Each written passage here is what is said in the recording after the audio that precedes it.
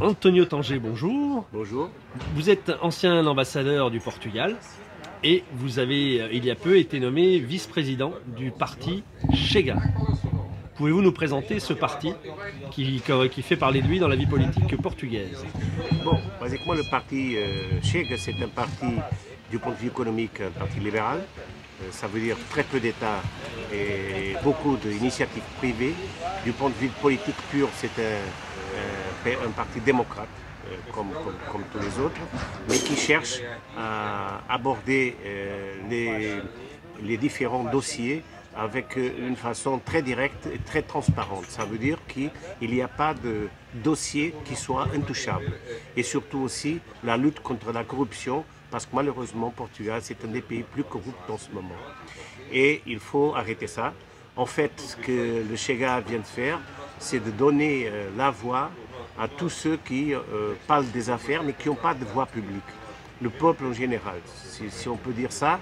Le Chega, c'est un parti qui est très proche du peuple et qui essaye de saisir les thèmes et les idées que le peuple veut qu'ils soient discutés, qu'ils soient votés, en fait, que ce soit à l'ordre du jour, que ce n'est pas l'affaire en ce moment-là.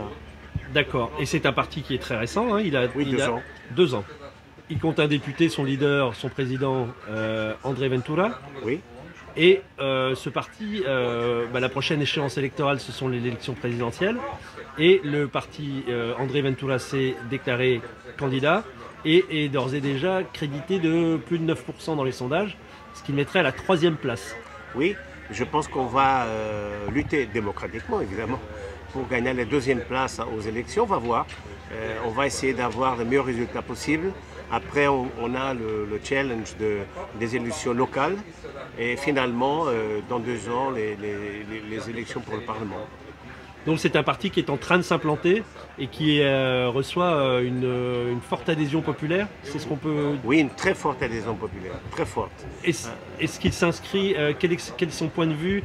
Quelle est son idée en termes de politique internationale, de politique européenne? Comment ça se Politique européenne et politique internationale sont 2 choses différentes pour nous. La politique européenne, oui, on est pour une Europe, mais pour une Europe qui maintient les caractéristiques nationales. Ça veut dire on n'est pas pour une Europe centralisée, dictatorielle.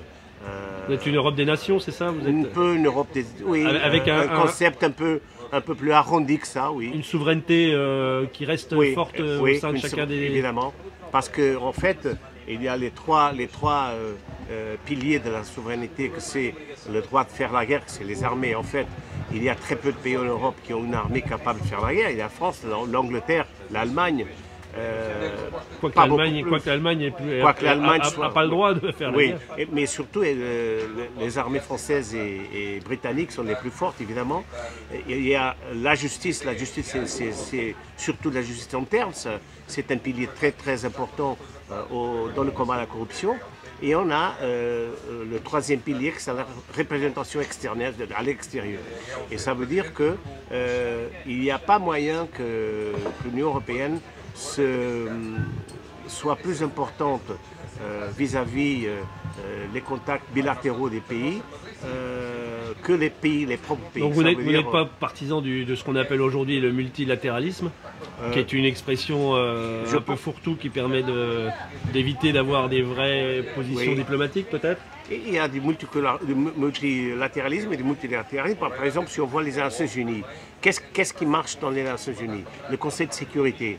Et qui est-ce qui a le pouvoir dans le Conseil de sécurité? Les 5 membres permanents. Et c'est tout. Vous avez tous les pays du monde aux Nations Unies, mais qu'est-ce qu'ils peuvent faire? Parler. En fait, c'est seulement les 5 pays qui ont droit au veto qui vraiment ont le pouvoir de décision aux Nations Unies. Ça, c'est une forme de multiculturalisme, de multilatéralisme, excusez-moi, un peu farouche, non? Oui.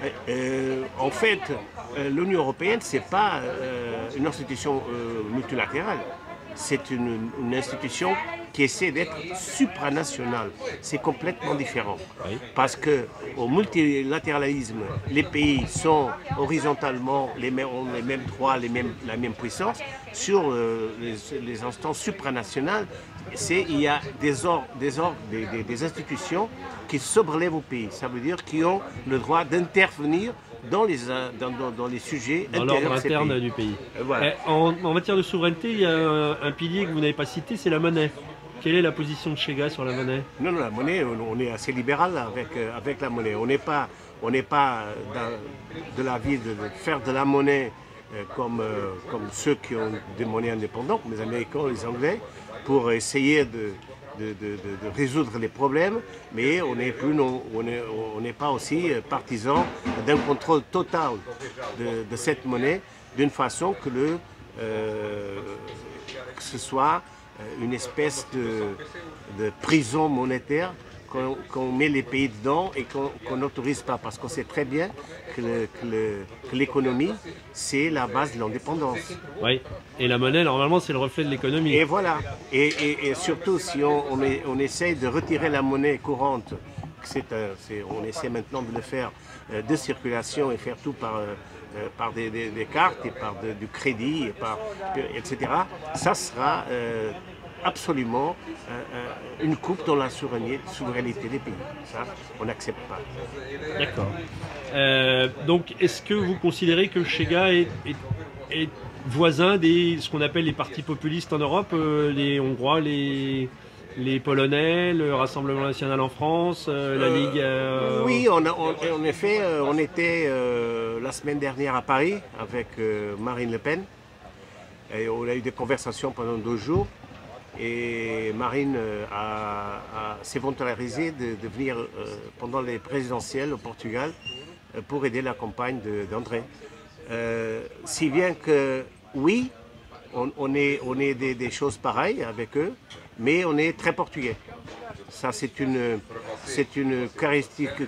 caractéristique du Chega. C'est un parti profondément portugais. Ça veut dire nos valeurs traditionnelles, notre histoire, notre façon d'être. Ça ne veut pas dire qu'on est ce qu'on appelle les nationalistes purs et durs. Ce n'est pas le cas. Mais on défend nos valeurs naturelles, nos valeurs historiques et nos valeurs sociaux. C'est très important. Parce qu'on a une histoire de ne pas avoir des clivages profonds dans la société que quelques partis au Portugal maintenant veulent imposer. Soit à travers le racisme, soit à travers des sujets sociaux, ça veut dire des différences que les personnes ont du point de vue social et pourtant économique. Ça, on ne veut pas. On veut un pays unifié, un pays qui est une nation et que tout le monde a les mêmes droits. La French Radio. Portugal.